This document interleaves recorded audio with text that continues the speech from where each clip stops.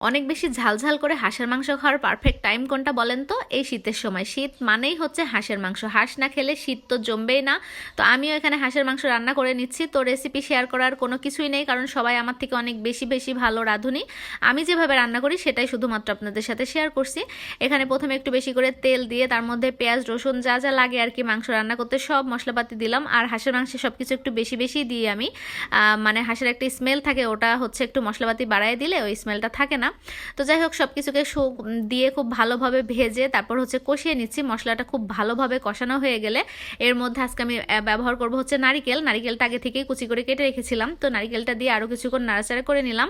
তো মশলাটা যখন খুব ভালোভাবে কষানো হয়ে গেছে তখন আমি মাংসগুলোও দিয়ে দিচ্ছি। আর যত ভালো করে কষাবো, মশলা হোক বা মাংস, সব কিছু কষানোর উপরে কিন্তু স্বাদটা নির্ভর করে। তো এখানে খুব ভালো করে কষিয়ে নিয়ে আমি ঢাকা দিয়ে দিলাম। ঢাকা দেওয়ার পরে যে কিছুটা পরিমাণ পানি ছাড়বে এটাকে খুব ভালো করে আমি কষায় নেব। নেয়ার পর পানিটা যখন হচ্ছে শুকায় যাবে তখন আমি এখানে সিদ্ধর জন্য পানি দিয়ে দিব। দিয়ে ঢাকা দিয়ে আমি রান্না করে নিব। এটা যতটা সময় আর কি পানিটা শুকিয়ে খুব ভালো করে তেল না ছাড়বে ততক্ষণ আমি রান্না করে নিব। তারপরে যেখানে তেলটা ছেড়ে গেছে, এখন আমি খুব ভালো করে কষিয়ে নিচ্ছি।